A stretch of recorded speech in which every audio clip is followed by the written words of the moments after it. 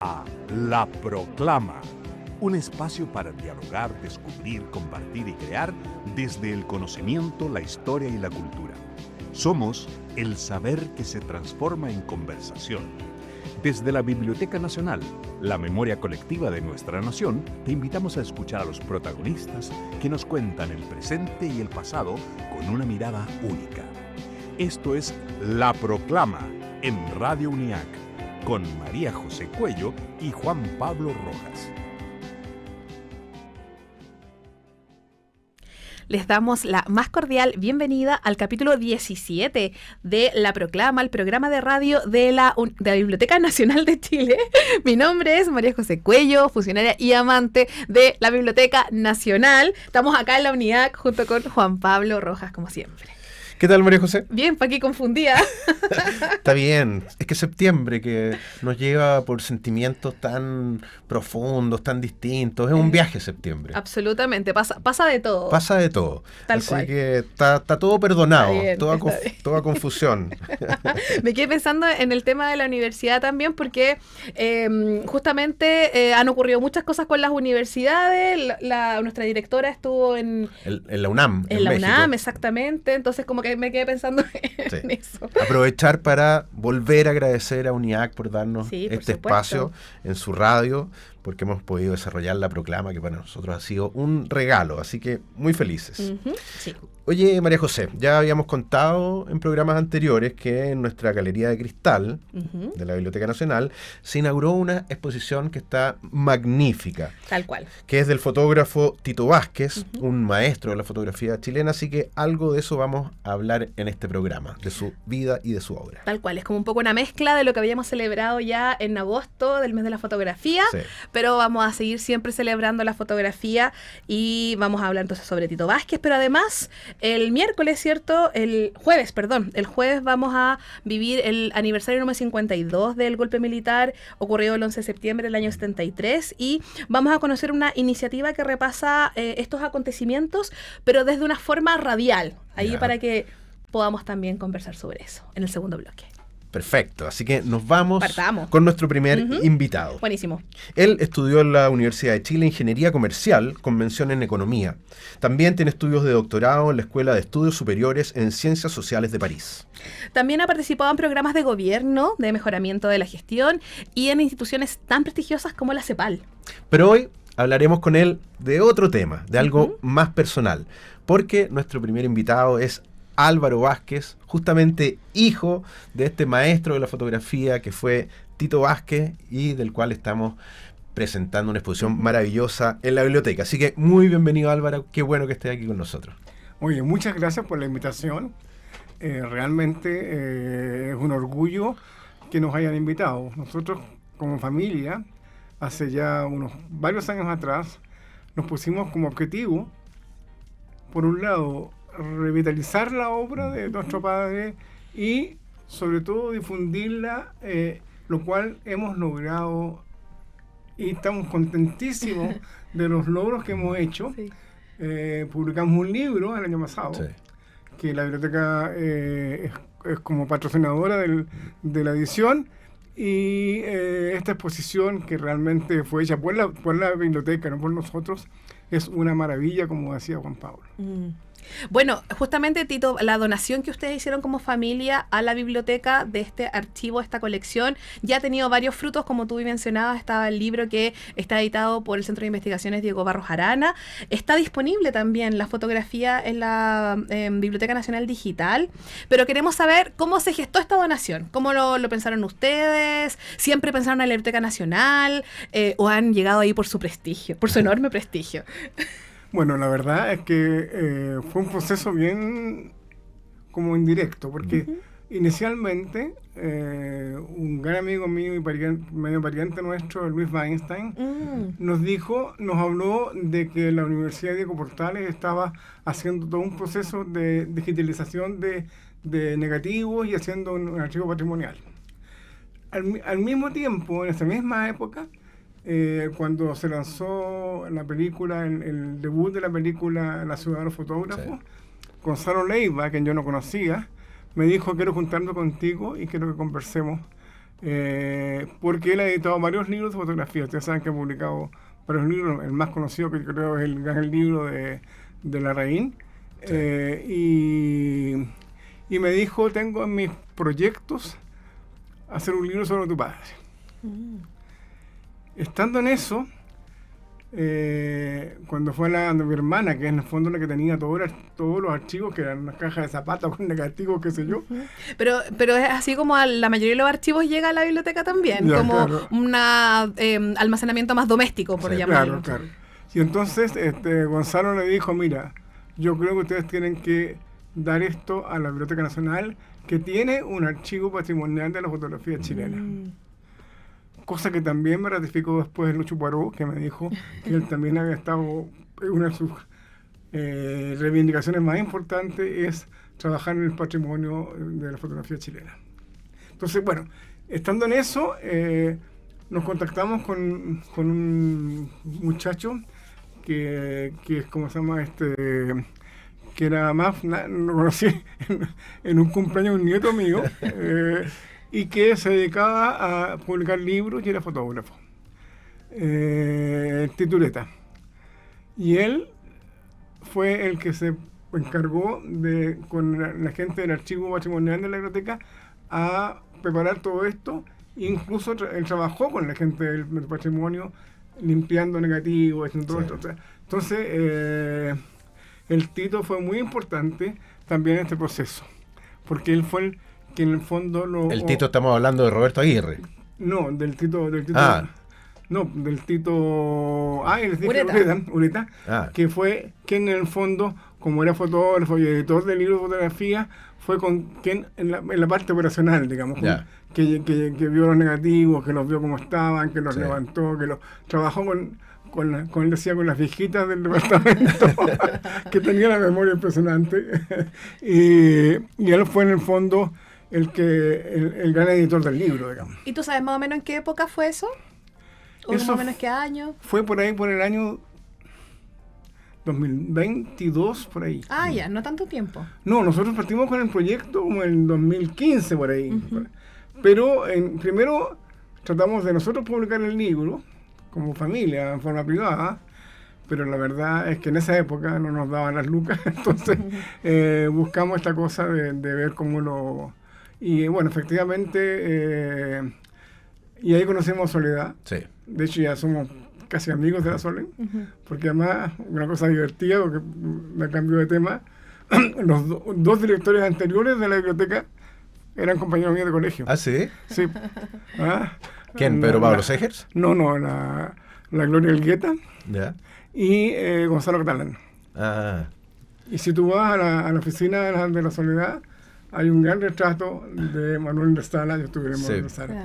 Entonces, hay hartas coincidencias. Hay hartas cosas que estaban ahí entre medio de esa cosa. Bueno. Mira, qué más coincidencia que tres Titos en una misma historia. Solo para un poco aclarar, perdón, quiero, antes de continuar con esta conversación, estamos hablando del fotógrafo Tito Vázquez, y justamente Álvaro nos está contando que el gancho ahí que estuvo apoyando en la parte técnica se llama Tito Ureta, y por lo demás también el encargado de las colecciones digitales y especiales de la biblioteca se llama Tito Aguirre. Tito Aguirre, jefe del archivo fotográfico. Entonces, solo para aclarar que estamos hablando de tres Titos distintos.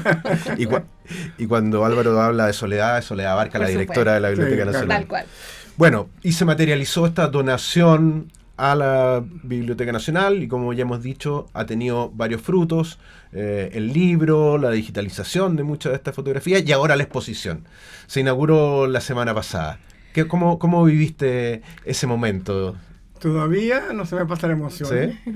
Porque mi expectativa, a ver, del sentido común, digamos, uno dice día jueves, o sea, el día Centro Santiago, lo más probable es que seamos un grupito chiquitito que estemos ahí inaugurando la exposición.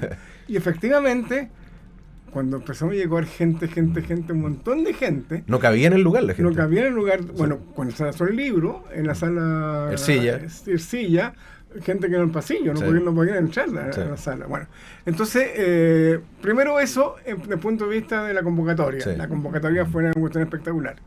Y después, nosotros no habíamos visto la exposición, no la conocíamos. Es que Porque- se terminó de montar Claro, casi claro. en la víspera. 11:58. Claro. Entonces cuando entré y me acordé, tuve recuerdos Sí. muy lindos porque en el fondo yo cuando me preguntaban, yo decía, mira, estas fotos, si bien son negativos completos, ¿no? Yo me acuerdo, porque yo cuando era joven, acompañaba a mi padre en el laboratorio. Entonces, con él aprendía dos cosas. Uno, el encuadre, Sí, y segundo, la tonalidad, los contrastes. claro. Y esto hoy día se hace digitalmente, pero en aquella Sí. época se hacía Con los productos químicos. Con productos químicos, Sí. claro, y con cartones que se iban tapando. Sí. Claro, entonces había todo un trabajo artesanal. Sí. Pero cuando yo vi la foto, dije, esa magia que está en esa fotografía, Sí. es una maravilla, y cómo lo lograron. Entonces, esa doble emoción, primero una emoción de sentirme que estamos tan acompañados por tanta Sí. gente, y segundo, porque la producción y la realización de la exposición está espectacular. Y quiero rescatar esas dos cosas, como la curadora, como Sí. encontró encuadres, y Sí. como por ejemplo, la gente me preguntaba esta foto, le decía, mira, cuando mi papá me enseñaba, nosotros hicimos cursos de fotografía con mi hermana en Fotocine Club y participamos en algunos concursos, digamos. Ya. Y entonces mi papá me decía, tú cuando tomas la cámara, miras por el ojo, no miras por la cámara, me decía. Claro. Y entonces nos enseñó de alguna manera cómo componer Sí. la imagen para tomar la fotografía. ¿Ya? Y entonces yo cuando veía, le explicaba a la gente eso mismo que explicaba a mi papá, le decía, mira, si veías cualquier foto, veías como efectivamente lo que llamaban la zona áurea, Sí. todas esas cosas que son... y yo creo realmente eso también me emocionó mucho. Me pareció que la fotografía, y para qué decir lo que la gente decía, las imágenes. Sí, son Están extraordinarias, Las sorprendentes. imágenes, Sí. y varias, no solamente una, porque la más conocida, la niñita con el cartoncito, Sí. esa es como la típica. En una acá. manifestación Claro. entre los carabineros con su escudo. Bueno, eso fue en agosto de 73, Sí. en la Casa de la Constitución, frente a la Moneda, esa foto.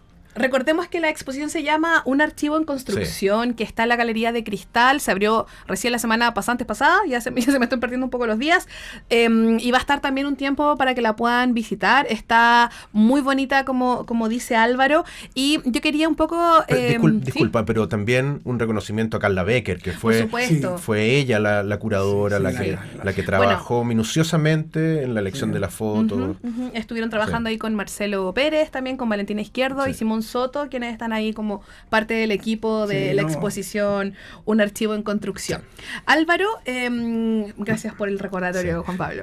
Quería preguntarte, porque tú recién estabas contando que, claro, su papá les había a ustedes enseñado ciertas técnicas fotográficas. ¿Tú te acuerdas de cuándo fue como que tú supiste que tu papá era fotógrafo? ¿Supiste que tenía una cámara, que trabajaba en esto, que estaba vinculado con esta cosa de los químicos? ¿Fue más chico, un poquito más grande? Mira, yo creo que yo tomé conciencia de su actividad por dos cosas. Uno, porque cuando era niño, él, por supuesto, había fotografía, o sea, eso, pero nada más. Pero un poquito más, en la preadolescencia, adolescencia, mi padre por un tiempo fue del equipo fotográfico del Teatro Nacional y nos llevaba a los preestrenos de las obras. Wow. Donde él tomaba las fotos. Qué lindo. Entonces ahí yo primero vi como él usaba hacía fotografías en un escenario, digamos, Sí. donde lo veía. Bueno, esa es la primera cosa que a mí me tengo recuerdos, porque además a mí el teatro me gusta mucho y además me quedo por toda la vida. Luego, como les cuento, él estaba era director o uno de los directores del Fotocine Club de Chile, Sí. donde estaban sus amigos. Además eran los fotógrafos, eran un grupito chiquitito, era un club de todo, digamos. Sí. Y todos Y, muy talentosos los que estaban Claro, ahí. y me acuerdo que teníamos clases, primero de composición, que las hacían parte de mi papá, pero después teníamos un laboratorio con un fotógrafo que se llama Arturo Huarque, que era un experto en ¿cómo se llama? En trabajar en laboratorio, Sí. sobre todo el revelado. Sí. ¿Ah? Porque él decía, una buena fotografía parte con un buen negativo. Sí. ¿Ya? Oye, Bueno. hemos mencionado varias veces el Fotocine Club. Contémosle a la gente que nos está escuchando qué era el Fotocine Club. Mira, Fotocine Club tenía, yo no tendría que revisar el material de su objetivo o su misión, Sí. pero fundamentalmente las actividades que ellos tenían eran, primero, hacer, lo llamaban torneos, torneos fotográficos, Sí. que no sé si ustedes saben que no existe, pero nosotros participamos en algunos torneos, que se juntaban, ponte en la plaza de armas, Sí. y tomaban una primera fotografía, pum, todos tomaban el mismo objeto. ¿Ya? Y terminaba el torneo y tomaban una foto de cierre. Ya. Y entonces, de esos negativos que estaban Claro. entre las dos entre Ajá. las fotos, cada uno elegía y Presentaba. presentaba una foto ya impresa, digamos, ya y por supuesto tenían premios, qué sé yo me acuerdo ganar un premio de eso. Bueno, estaba esa actividad que era una actividad más bien de trabajar colectivamente en la fotografía, pero sobre un recorrido específico. Sí. O sea, después, ellos hacían, por supuesto, tenían,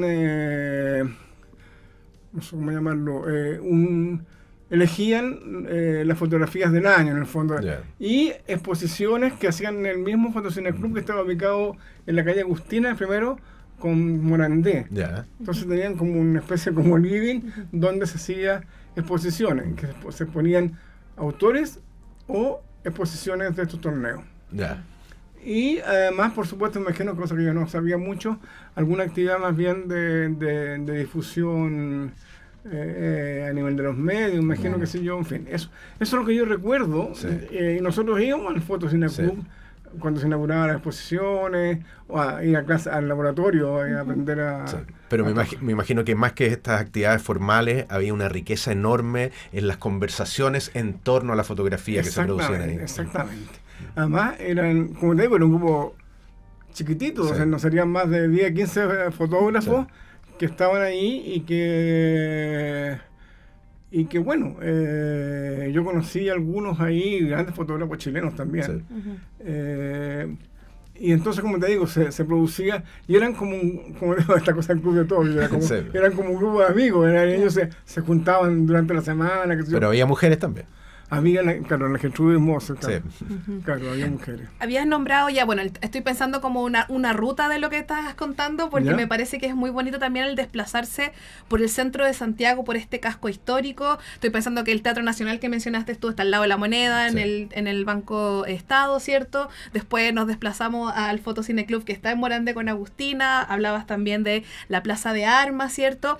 Quiero volver a la Biblioteca Nacional, y solo porque también estoy pensando en que alguna de las fotos más conocidas de tu padre es la que tomó de Salvador Allende dando este discurso en el frontis de la Biblioteca Nacional. No solamente lo retrató a él, sino que a otras grandes personalidades como Diego Rivera, Pablo Neruda, Nemesio Antunes, en fin. ¿Tú conociste a estos grandes personajes? ¿Había alguna anécdota familiar que él contara de esta presencia en estos momentos tan importantes del siglo XX? Mira, de los grandes que tú mencionaste, Ujú. no recuerdo ninguno. Sin embargo, no, porque ¿sabes por qué esas fotografías son cuando yo era niño? Claro. Claro. Entonces, obviamente, sin embargo, cuando éramos niños, tuvimos un vínculo con el mundo de la cultura latinoamericana.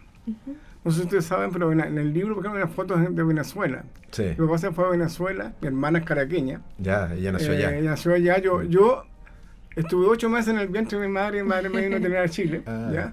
Y cuando volvió mi padre, como el año 51, por ahí 52, se vino todos los venezolanos que estaban en el tiempo de Pérez Jiménez, se vinieron a Chile, y también algunos colombianos. Y ahí, entonces, me acuerdo muy bien, porque tenían niños de mi edad. Claro. Entonces nos juntábamos, Claro. teníamos actividades como más bien sociales, con grandes.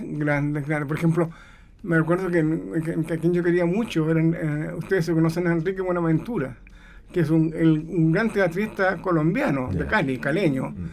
Después, mi papá trabajó en el Departamento de Antropología de la Universidad Central de Venezuela, y yo en el año 75, sigo, vine, después de estudiar en París, me vine y pasé un año en Caracas.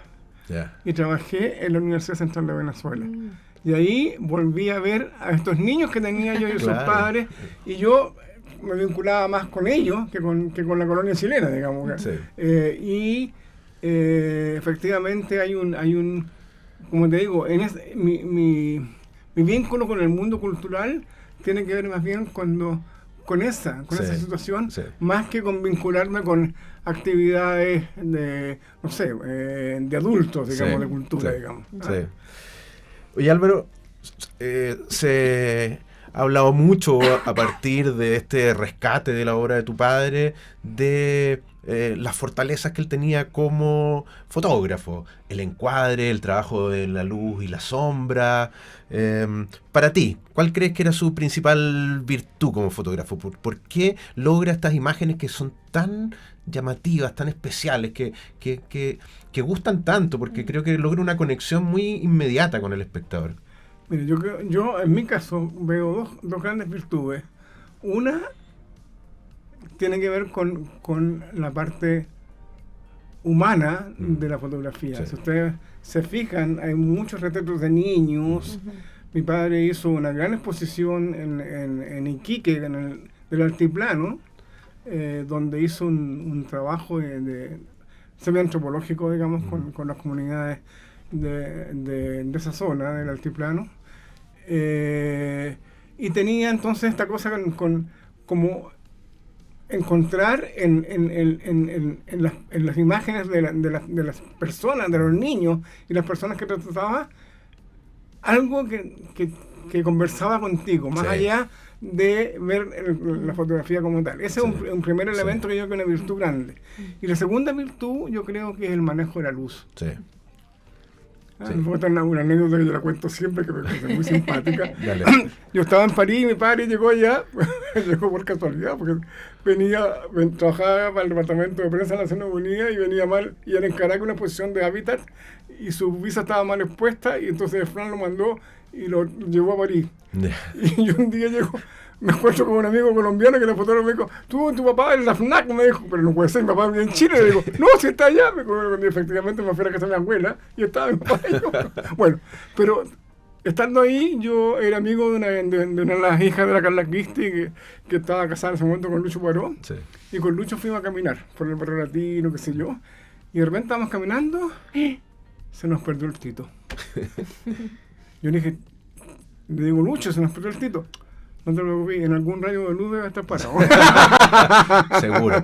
Quiero mencionar una foto que está en la exposición de un grupo de ballet ensayando en una sala, Sí. y justo en el centro hay una bailarina que está haciendo un salto, una figura, pero que está debajo de un tragaluz. Entonces ella se ve absolutamente iluminada, como un poco sobreexpuesta en contraste con el resto, que es una foto extraordinaria, extraordinaria. Entonces ahí uno se da cuenta que era un gran observador de la luz. Sí. Recordemos que fotografía, de hecho, literal, etimológicamente, es escritura con luz. Así es. Así que creo que viene... Claro, no, pero además, como te digo, bueno, Tito además, cuando yo me acuerdo que le encantaba Degas, por ejemplo. Sí.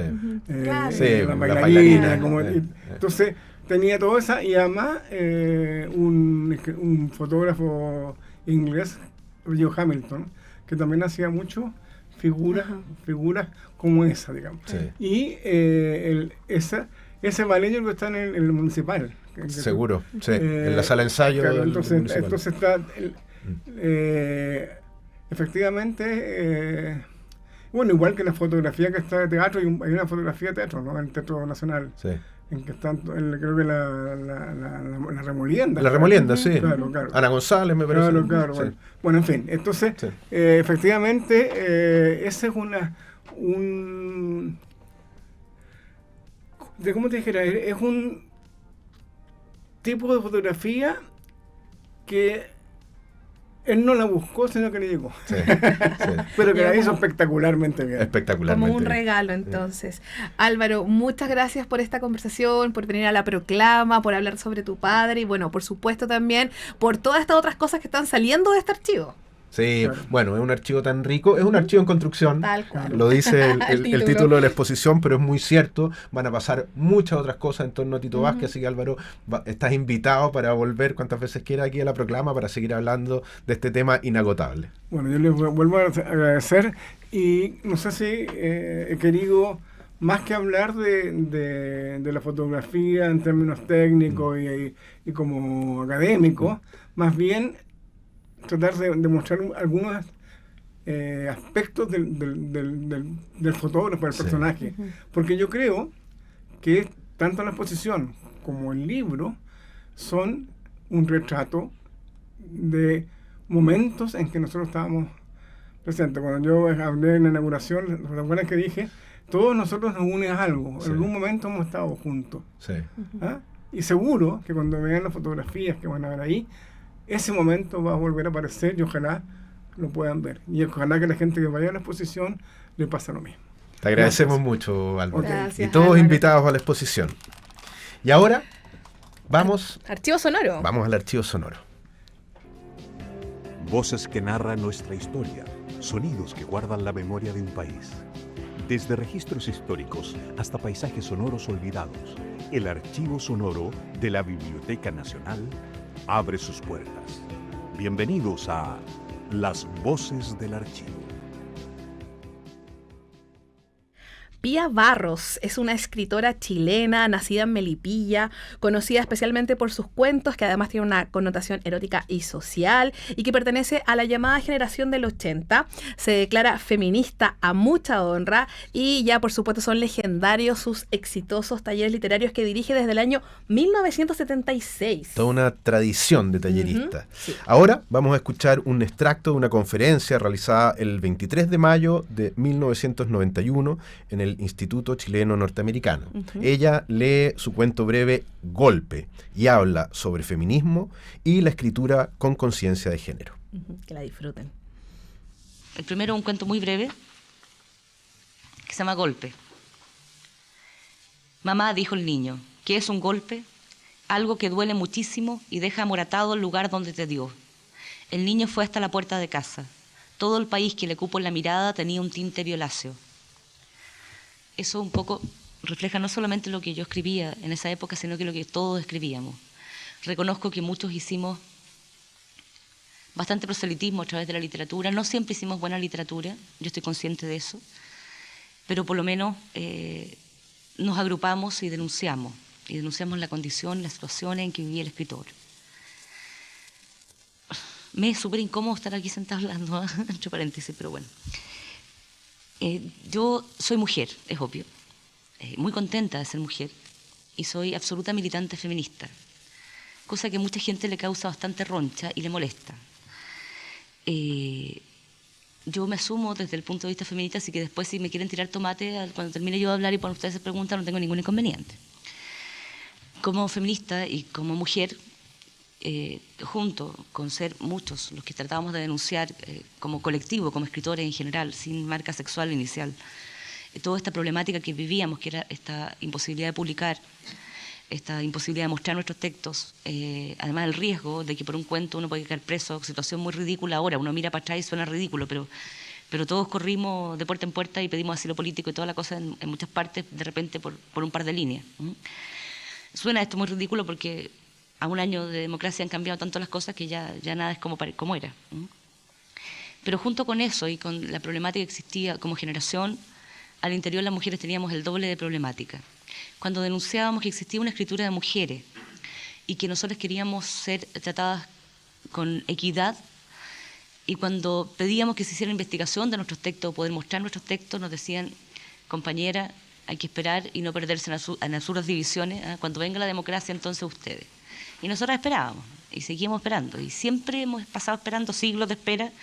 Así que yo creo que desde entonces y hasta ahora decidimos tomar el toro por las astas. Y algunas empezamos a escribir con conciencia de género. Sé que suena difícil como palabra, pero no es tan difícil. Una cosa es escribir como el sistema nos pide y resulta fácil y uno es aceptado. Y otra cosa es escribir con conciencia de género, con conciencia de ser mujer, denunciando no solamente la opresión de un sistema, porque esto no es una cosa contra machos, es una cosa contra un sistema, sino que también denunciando nuestras precariedades, nuestras falencias, y mucho de nuestros mitos, de los mitos que nosotras mismas ayudamos a reproducir, a parir y a crear. En la Biblioteca Nacional siempre hay algo por descubrir, siempre te vas a encontrar con una sorpresa o una actividad que puedas realizar solo, con tus amigos o tu familia. Vamos a nuestra sección de panoramas en la Biblioteca Nacional. Desde el corazón de la cultura nacional, la Biblioteca Nacional te invita a descubrir los panoramas culturales de esta semana. Talleres, exposiciones, conciertos, cine, charlas, lanzamientos de libros y más. Actividades gratuitas, abiertas a todo público y en el mejor escenario patrimonial de Santiago. Aquí comienza los panoramas de la Biblioteca Nacional. Hoy se lanzó en la Biblioteca Nacional el libro Chile 1971, los primeros días de Allende, fotografías inéditas de Michael Mauney. Asociada a ese lanzamiento se montó una muestra fotográfica de Michael Mauney. Se trata de 4 gigantografías instaladas en el jardín de la Biblioteca Nacional y otras 4 imágenes ubicadas afuera de la Sala América. Michael Mauney es un destacado fotógrafo estadounidense que ha trabajado para revistas como Life, People y Fortune. Entre los meses de marzo y abril de 1971, una delegación de la prestigiosa revista norteamericana Life visitó Chile. Su objetivo era conocer, registrar y relatar los primeros 8 meses del gobierno de Salvador Allende. Mauney era parte de este equipo y registró un momento histórico para nuestro país.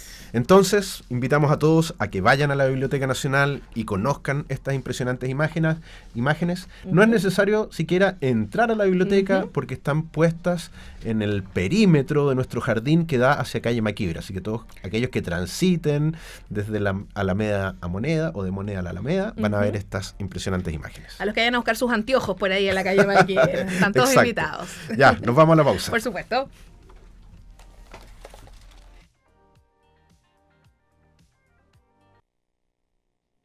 Te invito a hacer una pausa, pero no te vayas, que al regresar seguimos con más aquí, en La Proclama. No te lo pierdas. Hola, ¿cómo están? Mi nombre es Jorge Baradit, soy escritor y estoy acá en Comunicarte, en la radio UNIAC, en este espacio tremendo de pensamiento crítico, de cultura que tanta falta nos hace. Un abrazo, llevan 2 meses, que sean 20, 40 años y un abrazo grande. Hola, buenas tardes. Mi nombre es Jaycee Paola Jiménez Cárdenas. Estoy cursando 3er año de psicología. Estudio en modalidad vespertino. La experiencia en esta universidad ha sido súper marcadora para mí en cuanto al sacrificio que vengo a estudiar a este lugar. Y me gusta mucho la UNIAD porque tiene mucho reconocimiento y tiene mucha reputación. Me gustan sus modalidades. También me gusta mucho la flexibilidad que hay en los 3 tipos de horarios para poder uno estudiar. El Séptimo Arte tiene su espacio en Radio UNIAC. Todos los miércoles a las 6 de la tarde, sorpréndete con las historias delante y detrás de cámara en Efecto Cineteca, el programa de la Cineteca Nacional de Chile. Conducen Marcelo Morales y Ángela Godoy. En Nos Estamos Leyendo, todo parte con un libro y 2 autores para dar paso a una conversación inédita sobre las lecturas que les inspiran, provocan y les hacen felices. Un encuentro semanal todos los viernes a las 18 horas, aquí en radiouniac.cl. Escúchanos y descubre tu próxima lectura junto a penguinlibros.com. Ya estamos de vuelta aquí en La Proclama. Seguimos explorando nuevas voces, ideas y perspectivas desde la Biblioteca Nacional. Quédense con nosotros. Ay, nuestra siguiente invitada es licenciada en Historia de la Pontificia Universidad Católica de Chile, licenciada en Ciencias de la Educación, profesora de Historia, egresada del programa de Magíster en Historia de la misma Casa de Estudios, investiga Historia de Chile del siglo XIX y XX, formas de sociabilidad, educación y patrimonio. Así es. Actualmente se desempeña como coordinadora del Centro de Investigaciones Diego Barros Arana y es integrante del Núcleo Técnico de Género e investigadora de las colecciones de la Biblioteca Nacional. Su incansable trabajo diario, como bien decíamos, se desarrolla en la investigación, las labores editoriales, pero también participa en ponencias, seminarios y, como si fuera poco. Hace un par de años, nos va a contar aquí también los tiempos, ¿cierto? Hizo una investigación bibliográfica y de fuentes para el podcast transmitido por la Universidad de Chile, por la Radio Universidad de Chile, Proyecto 50. Le damos la bienvenida a la única e incomparable y queridísima Mariel Rubio. Pero muchas gracias, me Y la siento honrada Serpentinas. No, y feliz de estar acá nuevamente en un estudio de radio que es maravilloso. Aquí es mi casa. Nací para esto. para nosotros es un privilegio tenerte, Mariel. Así que muchas gracias. Espero que te sientas como en tu casa.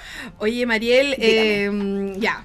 Empecemos con esto de Proyecto 50, porque justamente el jueves, ¿cierto?, conmemoramos un aniversario más de el 11 de septiembre. El 2023, a propósito de los 50 años, surge o se desarrolla este Proyecto 50, ¿cierto? Cuéntanos cómo nace esta iniciativa, quién convoca. La Universidad de Chile acabamos de nombrarla también, pero está la Biblioteca Nacional. Cuéntanos un poquito de eso. Mira, este proyecto surge, que es un gran proyecto, surge como surgen las grandes cosas, por casualidad. Ya. Estaba yo paseando por la Biblioteca Nacional de un lugar a otro llevando material y me encuentro en el Cubo, que para quienes nos escuchan es la parte central de la Biblioteca Nacional, donde hay una gran exposición sobre La sala el centenario Marta de Medina, Cruzcoque. la sala Marta Cruzcoque, y tiene un cubo, que ahora lo pueden visitar con una exposición, pero hace 2 años ahí habían escritorios. Y yo pasé por ahí y me encontré con una amiga de la universidad, la historiadora Daniela González, que estaba con Trinidad Poblete, también una amiga, abogada, y estaban transcribiendo diarios del 73. Y le pregunté qué están haciendo. Perdón, diarios prensa, para que no se piense en diario de vida. Ah, no mi querido diario, sino Ajá. periódico. Ya. Prensa, en particular el Mercurio y el Clarín. Perfecto. Les pregunté qué estaban haciendo y ellas lo único que estaban haciendo era recopilar prensa de los meses previos al golpe, porque algo querían hacer. No sabían qué, pero algo. Entonces me preguntaron qué opinaba. Le dije, no, encuentro que es buena idea, pero prensa para qué, ¿de qué sirve una recopilación suelta, sin nada?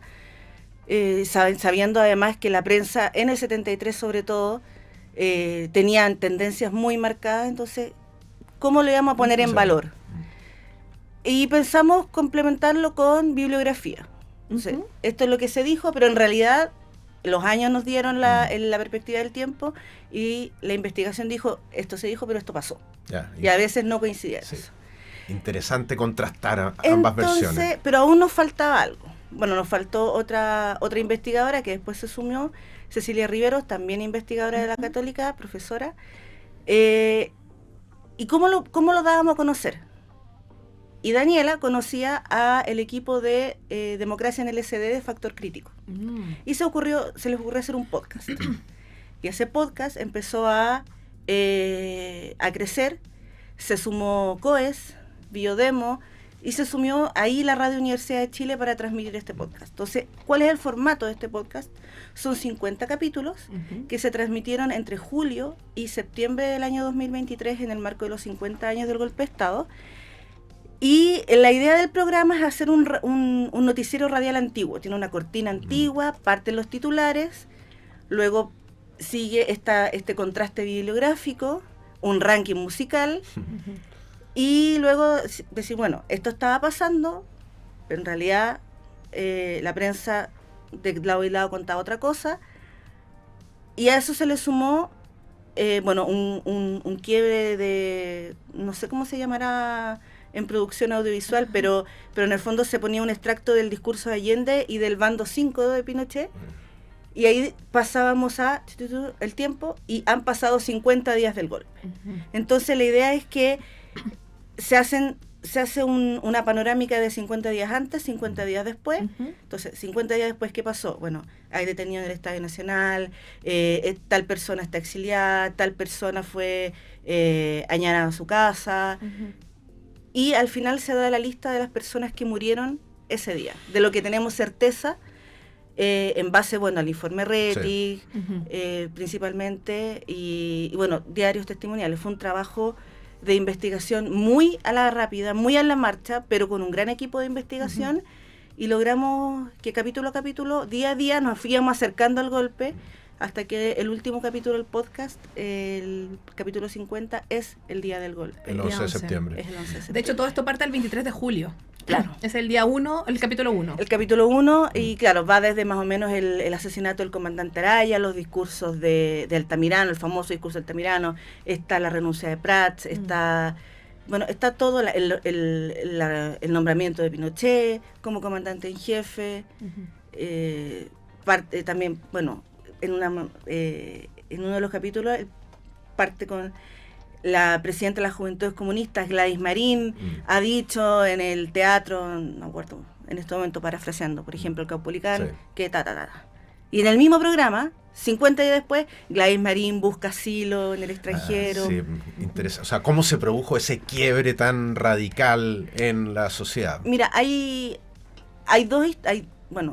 son investigadores de distintas áreas, pero se han dedicado toda su vida a la investigación sobre la violación de los derechos humanos, que es Brian Lofman y Elizabeth Lira. Y nosotros, cuando éramos DIVAM, publicamos 2 libros de ellos. En Diego, perdón, contextualicemos, en Diego Barros Arana. En el Centro de Investigaciones Diego Barros Arana, en coalición con LOM. Uno se llama Las suaves cenizas del olvido y otro se llama Las ardientes cenizas del olvido. Entonces, Las suaves cenizas del olvido habla de la historia del Chile republicano en torno a derechos humanos hasta la Guerra Civil del 91, y Las ardientes cenizas del olvido del 91 hasta el 73. Y claro, ahí la principal diferencia que ellos establecen es que el año 91, en 1891, la Guerra Civil partió a la élite. La élite se quebrajó, pero finalmente la élite, 2 años más tarde, los que eran contra el Congreso estaban en el gabinete de Jorge Montt. Sin embargo, el quiebre del 73 es un quiebre transversal a todas las capas sociales, a todas las capas de trabajadores, estudiantes, empresarios, obreros, artistas. Fue tan duro el quiebre, y por eso ha costado tanto la reconciliación y la reparación y la memoria, el rescate de la memoria. Entonces, para nosotros fue muy significativo hacer este proyecto, porque sentimos de que más allá de que a nosotros lo pasamos chacho investigando, es aportar de alguna manera, primero, desde mi vereda, a poner en valor las colecciones de la Biblioteca Nacional, porque gran parte del material fue sacado de hemeroteca, de periódicos, de sección chilena, incluso de Fondo General, porque había muchos libros que durante la década del 70 en otros países trataron el tema del golpe y aquí no. Pero es un orgullo este proyecto, porque sentimos de que además es un material pedagógico muy importante, muy valioso para que se use en aula. Invitamos a todas las profesoras y profesores a que usen este material, que además está disponible, en plataformas de podcast, pero desde el año pasado, en abril del año pasado, se donó a la Biblioteca Nacional. Entonces está absolutamente libre de disposición para que se use. ¿Se puede escuchar a través de Biblioteca Nacional Digital? Se puede escuchar a través de Biblioteca Nacional Digital, están todos los capítulos, y además en cada capítulo está la referencia bibliográfica y de prensa que se usó en ese capítulo. Perfecto. Entonces, además, se puede reconstruir la investigación. Hay un dossier bibliográfico actualizado hasta ese momento, hasta el año 2023, incluso, y nosotros incluimos libros que se habían lanzado en agosto de ese año. En agosto de ese año, en la Casa Central de la Chile se lanzaron un diario, un libro que fue como un diario memoria de Elwin. Y ese también lo incluimos en esa investigación, entonces está súper actualizado hasta el 23. Mariel, a la gente común, cuando uno le dice historiador, se imagina la persona que investiga los egipcios, que es muy entretenido, Mesopotamia, la Revolución Francesa, la Guerra del Pacífico, la Segunda Guerra Mundial. Pero ¿cómo es trabajar con un periodo tan cercano y que también ha dejado una huella tan profunda en nuestra sociedad, que tiene hasta hoy día marcas muy fuertes? Porque ahí es más difícil, creo yo, separar la historia personal con lo investigado, ¿no? Mira, acá terrenos pantanosos. ¿Cuál es el límite, por ejemplo, de la investigación periodística y la investigación histórica? Claro. El periodismo tiendo yo a entender de que es algo más inmediato, que es lo que está pasando. Actualidad. Y tratar de explicar el presente a partir de las coyunturas que se están dando. En el caso de la historia del tiempo presente, yo siento de que sí es necesario tomar cierta perspectiva de tiempo, porque si yo estoy escribiendo en la pizarra, un profe escribe en la pizarra y le pide a un alumno que lea lo que dice la pizarra y lo pone frente, con la nariz pegada al pizarrón, no va a leer nada. No lo ve. Tiene que echarse para atrás. Sí. Y al echarse atrás, dice, mira, la pizarra tiene tales dimensiones, pero está en un contexto, no es una pizarra en cualquier parte. Sí. Entonces, el tiempo sí da la perspectiva y además el tiempo también libera fuentes. Sí. Claro, O sea, claro. pensemos de que, por ejemplo, hace, no sé, 30 años no se conocían los documentos que liberó la Casa Blanca. Sí. Entonces uno podía especular de que Sí. Edwards fue el 5 de septiembre del 70 a pedir financiamiento a Kissinger y Nixon. Sí. Pero ahora lo sabemos, Sí. tenemos la Se certeza desclasificó. de la fuente. Exacto. Sí. Y eso yo creo que primero, trabajar con el tiempo presente es tener, valga la redundancia, presente de que las fuentes a lo mejor no van a estar todas disponibles. Sí. Por otro lado, también está la otra cara de la moneda, que a lo mejor tienes muchas fuentes. Porque cuando uno trabaja el siglo XIX, por ejemplo, tienes la carta, Sí. el documento, o la prensa eran 5 diarios. Estoy pensando en la década en la década de 1820 habían hartos más, pero eran de 4 páginas. No, se los lee rápido. Sí. Pero el tiempo presente tiene una multiplicidad de fuentes. Yo pienso en los futuros colegas que les toque investigar la década del 2020, Claro. la cantidad de fuentes en Twitter, TikTok, X, redes inabordable. sociales, es muy difícil. Sí. Entonces lo que uno tiene que hacer primero, trazar un derrotero, qué es Sí. lo que quiero, Sí. acotar, ¿Qué me sirve, qué no me sirve? y el que me sirve y que no me sirve va a también depender de tus inquietudes, pero también siento yo, y aquí hago eco de mi escuela sagrediana, que estuvo también acá, estuvo acá, claro. Rafael Estamos Sagredo. hablando de Rafael Sagredo, Premio Nacional de Historia. Nos pasa mucho cada vez que hablamos al mismo tiempo lo mismo. Don Rafael Sagredo es profesor de la Universidad Católica, que él siempre dice, si la fuente no lo dice, no te sirve.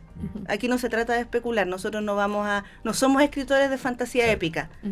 Somos historiadores, somos historiadoras, somos profesores y tenemos que formar y crear pensamiento crítico a partir del análisis de fuente, que también sirve mucho para discernir, sobre todo en la coyuntura actual, qué son las fake news y qué no. Exacto. Sí. Sí. Entonces, trabajar el tiempo presente requiere de un esfuerzo también personal, como decía Juan Pablo, de también desprenderse a veces de las propias experiencias. Sí. O, por ejemplo, en mi caso, yo no viví el golpe, pero tengo familia que vivió el golpe. Y Claro. en algunos casos fueron muy afectados, otros nada. Sí. Y también el que no fue tocado por el golpe de manera directa, porque afortunadamente no tuvo ningún desaparecido, Sí. torturado, etcétera, también vivió cosas que a lo mejor con el tiempo se da cuenta de, mira, esto puede ser consecuencia. Sí. Claro, nadie está ajeno finalmente. No, nadie. Ni siquiera los que fuimos niñas y niños durante la dictadura. Sí. Claro.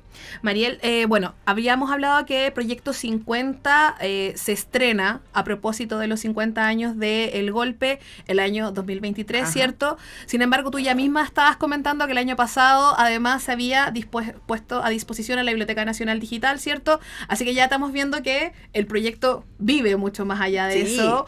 Y quería ir a una cuestión muy reciente que fue tu presencia en la Cancillería la semana pasada respecto a otras fuentes que empezaron a ampliarse no solamente a nivel nacional, sino que en otros lugares también. Cuéntanos un poco de eso. Cuando nosotros lanzamos Proyecto 50, claro, lo lanzamos a través de la Radio Universidad de Chile y se ponía inmediatamente a disposición del podcast. Y eso, nosotras no tuvimos la capacidad de dimensionar que nos podían estar escuchando hasta en Singapur. Sí. O sea, el alcance fue mucho más allá de lo que nosotros pensábamos. Y en ese contexto, gente que escuchó el podcast se inspiró y se entusiasmó con la idea de que a través de las embajadas de Chile en el extranjero se recopilara prensa que cubrió el golpe el 73. Desde el extranjero. Desde el ¿Cómo se extranjero. vio desde otros países? Claro. Y si el golpe, primero, si es que fue noticia, Claro. Sí. y cómo se cubrió esa noticia. Sí. Entonces, durante más de un año, en varias embajadas, más de 40 embajadas Wow. de Chile. ¿Podríais nombrar en como algunos países? Grecia, Bolivia, Islandia, Wow. Cuba, todo el cono sur. Claro, el barrio latinoamericano. Pero Italia, España, Bélgica, vi una de, no me acuerdo si era Singapur o Tailandia, por ahí. Ujú. ¿Y qué se percibe ahí? ¿Cómo fue el impacto que tuvo el golpe en estos otros países? Bueno, en algunos era primera plana, Sí. espectacular, Wow. y en otras era una nota chica, así, enana. Internacionales. Sí. claro. Varios. Sí. Ujú. Cayó el gobierno de Sí. Chile. Ujú. Pero en otra, en el de Grecia, decía, bueno, obviamente en griego. Y claro, en Cancillería pusieron, en Troviceles pusieron las portadas grandes con un código QR con la traducción del qué diario. Y claro, Perdón, decía- perdón, voy a traducir el lenguaje Trovicel. Trovicel es Perdón. Yo lo aprendí hace poco. es un recurso de montaje que básicamente es una pluma bit para que se entienda Muy bien. delgadita. Exacto, muy delgadita y muy densa para que tú puedas poner imágenes de cualquier tipo, fotografía, lo que sea.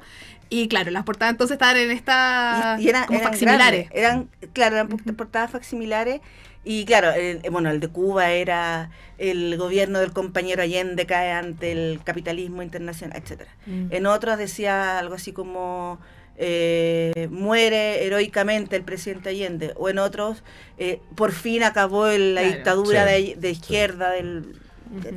Sí. Y bueno, y estas imágenes que se recopilaron durante más de un año, las embajadas las mandaron acá a Santiago y todo ese dossier se donó al Museo de la Memoria.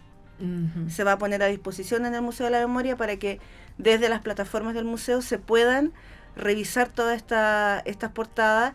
Los diarios autorizaron a que se reprodujeran y hasta el día 11 van a estar exhibidas dentro del edificio de Cancillería. Ujú. Bueno, idealmente sería también tratar de sacar esas portadas Claro. de ahí y a lo mejor llevarlas, no sé, a una biblioteca. Ojalá nacional. A la BN, por supuesto. ¿Dónde está la Cancillería? Por si En lo alguien que era el quiere- Hotel Carrera, en Ujú. Teatino 180. ¿Seguimos?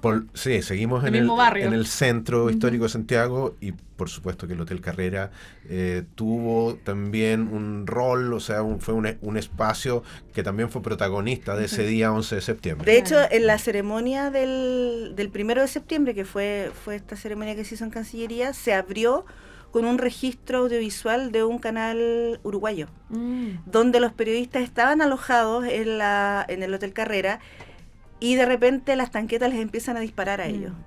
Y ellos graban desde el suelo y ven cómo cae todo.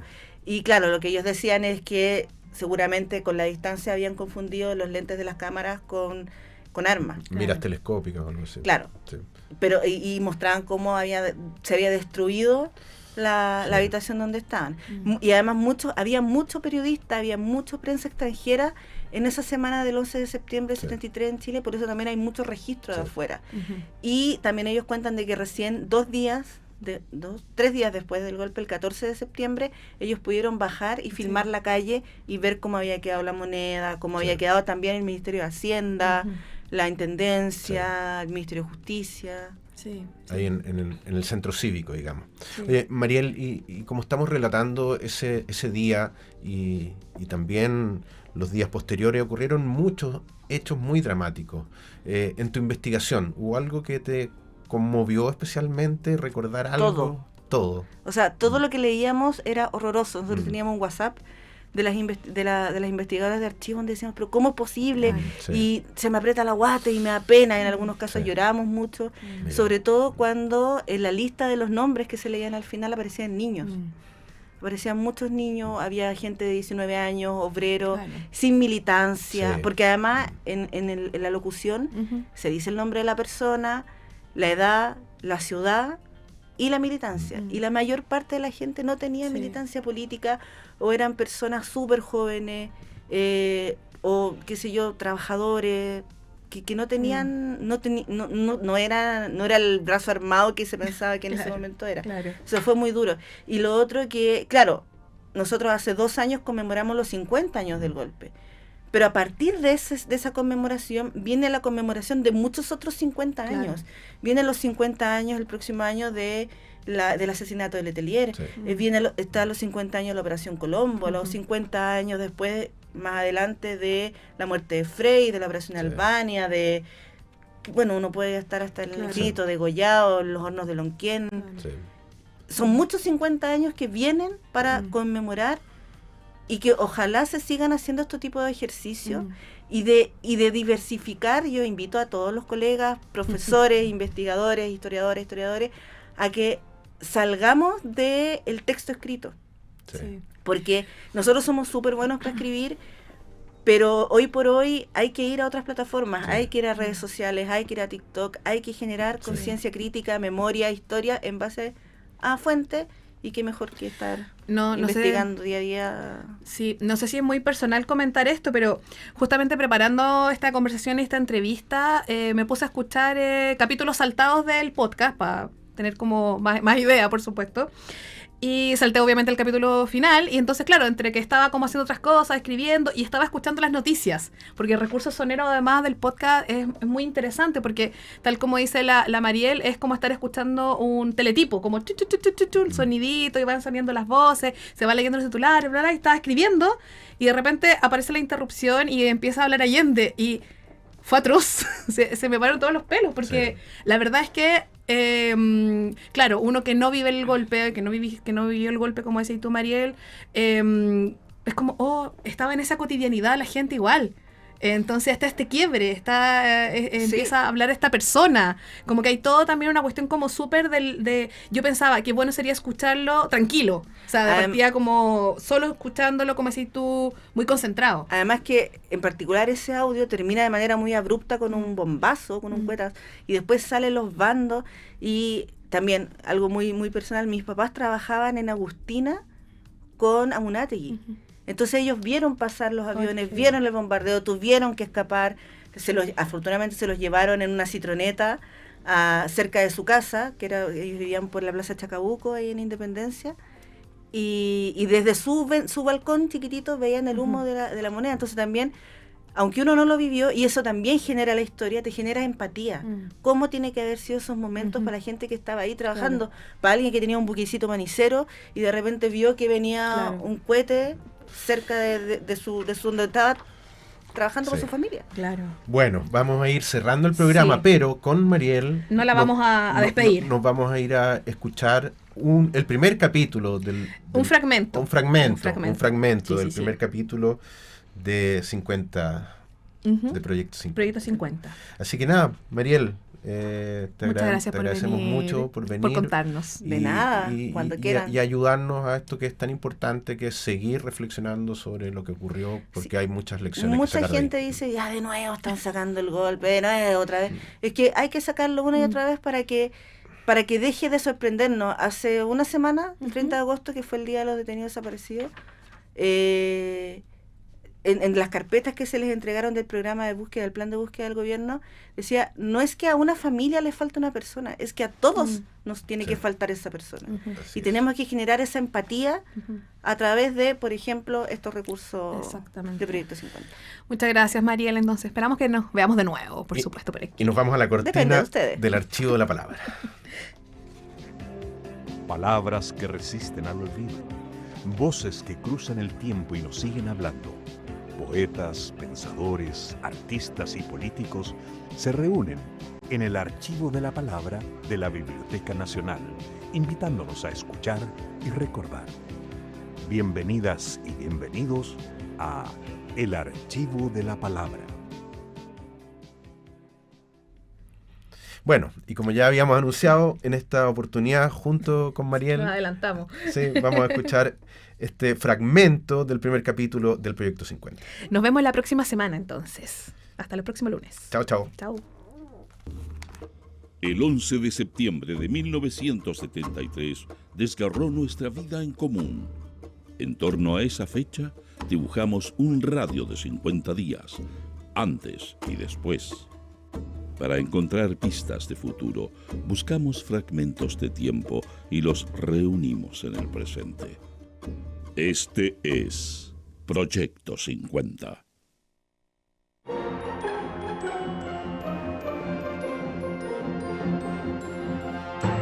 Buenos días, Chile. Resumen de las principales noticias de la prensa de este lunes 23 de julio de 1973. Portadas. El siglo.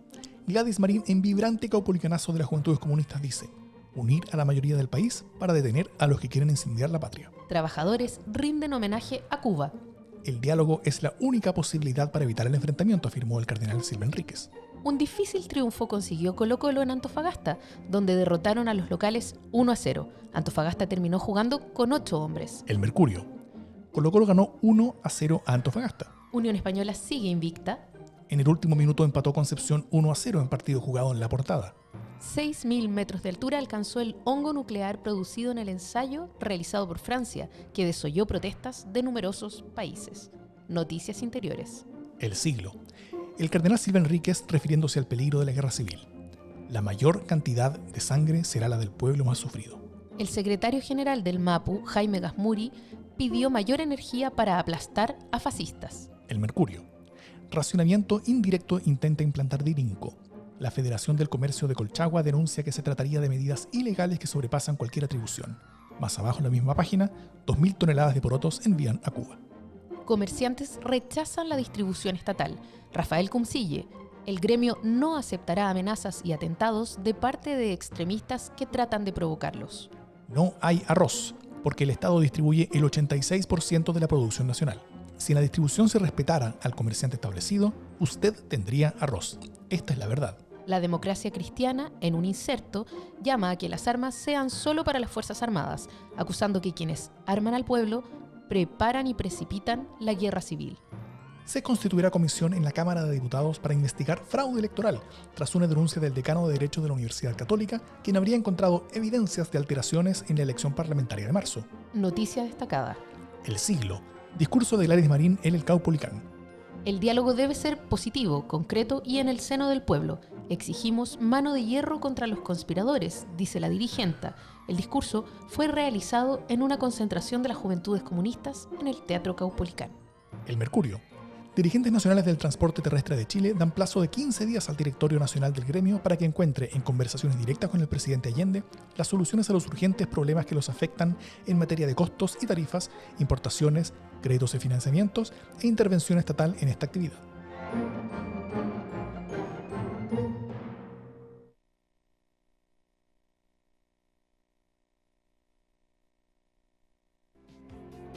El primer paso que dan los pueblos para ser sabios es proporcionarse grandes bibliotecas. Esto fue La Proclama. Gracias por ser parte de esta conversación desde la Biblioteca Nacional, un espacio donde la historia y el pensamiento se encuentran para dar voz al presente. Te invitamos a seguir explorando, reflexionando y construyendo. Nos escuchamos pronto aquí en Radio UNIAC.